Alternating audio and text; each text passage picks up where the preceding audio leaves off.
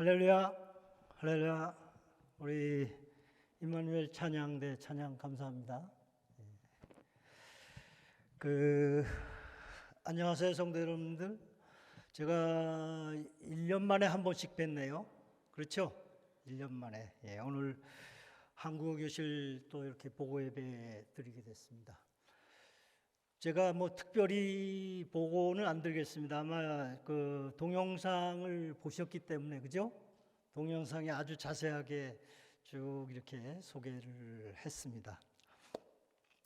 오늘 그 보고 예배 가운데 주님의 사랑 안에서 은혜와 평강이 넘치는 우리 성도 여러분들 되시기를 축복합니다. 그리고 특별히 또 우리 유학생들, 그 원어민 교사들 마찬가지로 은혜와 평강이 넘치시기를 바랍니다. 또 바쁜데도 이렇게 보고 예배 같이 함께 해주셔서 고맙습니다. 그리고 또 올 1년 동안 우리 같이 동역자 우리 선생님들 너무 수고도 많으셨습니다. 그동안 수고 많으셨다고 한번 박수 한번 쳐주시면 좋겠습니다.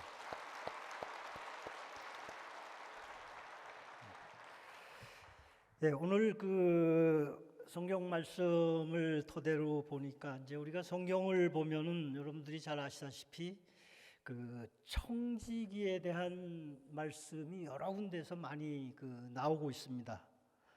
그래서 보시면은 신실하고 칭찬받고 지혜로운 청지기도 있는가 하면은 반면에 미련하고 악하고 또 책만 받는 그런 청지기도 있는 것 같습니다. 그래서 마태복음 25장을 보면은 여러분들이 잘 아시다시피 달란트 비유가 나오잖아요. 그렇죠? 거기 보시면은 하나님께서 재능대로 골고루 은사를 맡기셨는데 그 5달란트 받은 사람하고 2달란트 받은 종은 아주 그 착하고 충성된 종이라고 이렇게 칭찬을 받습니다.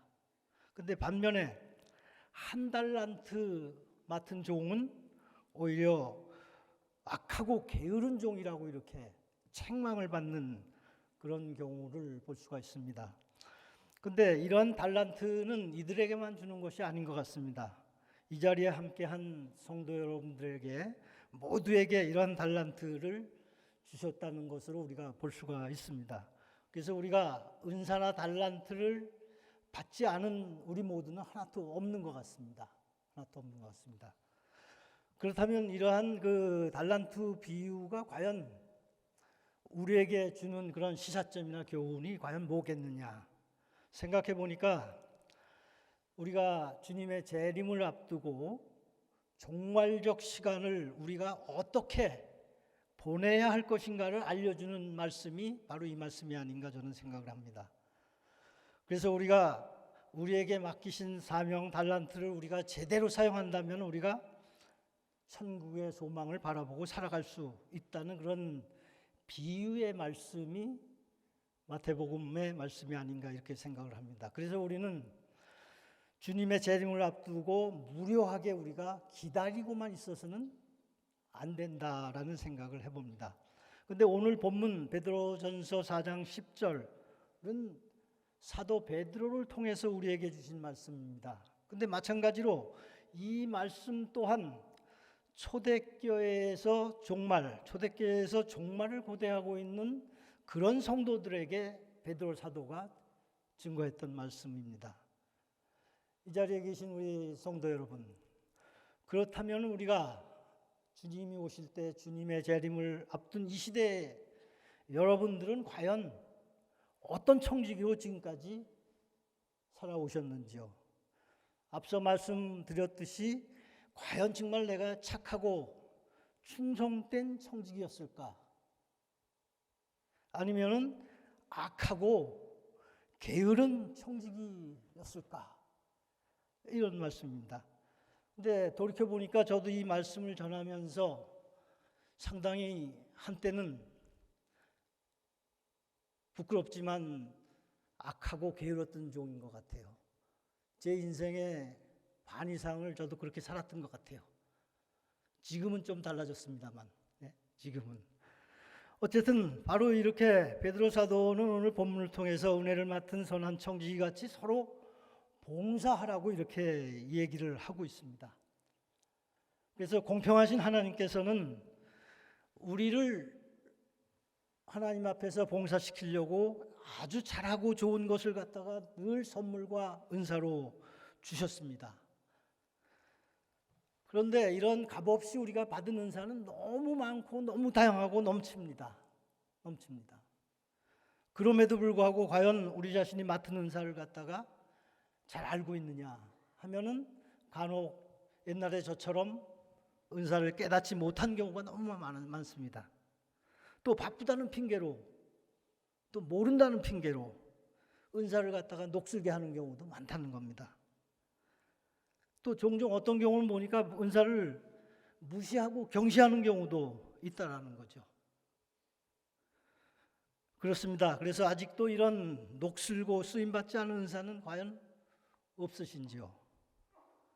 오늘 이 시간 하나님께서 나에게 주신 달란트가 과연 무엇인지를 갖다가 여러분들 다시 한번 가슴에 손을 얹고 점검해 보셨으면 좋겠다는 생각입니다. 또 내가 그것을 얼마나 과연 많이 또 활용하고 쓰임 받았는지 한번 다시 되돌아 보셨으면 좋겠습니다. 혹여 과연 한 달란트를 맡은 종처럼 여러분들도 자기의 은사를 가슴속에다가 아직도 깊게 묻고 계시지는 않은지 한번 돌이켜봤으면 좋겠다는 생각입니다. 그렇습니다. 우리가 조기교육이라는 말을 합니다. 조기교육이라는 것은 바로 뭐냐면 잠재된 능력을 빨리 알게끔 일찍 찾아주는 겁니다. 그런데 이것이 가끔씩 잘못 쓰였던 그런 때가 많은 것 같습니다. 저는 은사도 가급적이면 빨리 찾는 게 좋다고 생각합니다. 빨리. 그래야 훨씬 유익하다고 생각을 합니다. 은사도 스스로 발견을 해야 된다고 생각합니다. 또 준비를 해야 된다고 생각합니다. 또 은사도 배우고 학습을 해야 된다고 생각합니다. 주저하지 마세요. 두려워하지 마세요. 은사 없다고. 노력하고 진실하면 하나님께서는 끝없이 은사를 부어주신다는 거죠. 끝없이. 거짓되면은 은사도 하나님이 다시 뺏어가십니다. 교만하면 또 낮추게 해주십니다. 충성되면 높여주십니다. 이것이 바로 하나님의 공평의 원리인 거죠. 공평의 원리. 간혹 우리가 맡은 은사를 어떤 때 보니까 시기와 욕심으로 사용하는 경우도 없지 않습니다. 이런 경우에 우리가 일을 망칠 수도 있다는 거죠. 남한테 우월감 또는 비교의식으로 우리가 봉사해도 안 된다는 거죠. 바로 늘 우리가 봉사할 때는 은혜의식으로 하나님이 주신 은사, 은혜의식으로 공동체의식으로 같이 서로 함께 봉사를 해주셨으면 좋겠다는 생각이 듭니다. 여러분들 이 말을 아시죠? 구슬이 서말이라도 우리가 꿰야만 보배다. 이 속담이 있습니다. 아무리 좋은 은사 가지고 계셔도 꿰지 않으면 소용이 없습니다. 무용지물이 됩니다. 진정한 가치가 없습니다. 여러분들 소유하신 은사, 재물도, 지식도, 능력도, 명예도, 지위도, 직분도, 직장도, 사업장도, 자녀도 다 교회 공동체의 균형을 위해서 주신 줄로 믿으시기 바랍니다. 오직 교회와 하나님의 영광을 위해서 여러분들이 가지고 계신 은사를 한번 꿰 보시기를 바랍니다. 보니까 오늘 공교롭게도 우리 오전에 무슨 행사가 있었죠? 사역박람회가 있었어요. 그죠? 사역박람회. 어떻게 이렇게 됐는데 여러분들 그 사역박람회 오늘 혹시 신청하신 분 계신지 모르겠습니다. 녹슬지 않게 바로 사용하시기 바랍니다.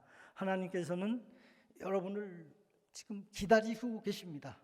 기다리고 계십니다. 그래서 저는 여러분들에게 은사가 봉사가 됐으면 좋겠다는 생각을 해봅니다. 또 하나님께서는 부족한 우리지만 한 사람 한 사람을 갖다가 선한 청지기로 부르셨습니다. 또 그리고 불완전하지만 온전하게 만들어 주십니다. 그래서 각각 맡은 은사대로 봉사일을 시켜 주십니다. 그렇습니다. 그래서 바로 봉사, 은사를 봉사로 쓰임 받을 때 삶에 희망이 있습니다. 아름답습니다. 또 건강합니다. 보람도 있습니다. 제가 볼 때는 이 사회가 병들고 가정이 병들고 교회가 병들고 개인이 병드는 것은 바로 진정한 의미의 봉사가 없기 때문이라고 생각합니다. 유정자들도 마찬가지입니다. 봉사의 정신으로 나라를 다스리면 시끄럽지 않고 나라가 바로 설 수 있습니다. 그런데 그렇지 않습니다. 또 성도들도 마찬가지입니다. 성도들이 봉사 정신으로 신앙생활을 하면은 교회가 바로 서고 또 세상이 밝아지고 행복합니다. 세상이 밝아지고. 그래서 바로 각 지체가 신실하게 사명을 감당할 때 영광스러운 교회가 될 수 있기를 믿으시기 바랍니다. 사랑하는 성도님 그리고 학생 여러분, 맡은 자에게 구할 것은 오직 충성이라고 사도 바울도 말하고 있습니다. 내 은사가 작은 봉사로 충성하면은 이웃에게 축복이 되고 격려가 될 수가 있습니다. 또 내 작은 수고가 쓰이면 교회가 부흥할 수 있는 밑거름이 될 수 있습니다. 그리고 또 작은 은사가 작은 헌신이 되면은 하나님께는 영광이 될 수 있습니다. 바라옵기는 이제 또 올해도 다가오고 있습니다. 내년 새로운 다가오는 해에는 우리가 교회를 위해, 이웃을 위해, 나라를 위해, 열방을 위해 여러분들이 맡은 은사대로 하나님께 영광을 돌리는 그런 선하고 신실한 청지기가 되시기를 소망하고 축원합니다.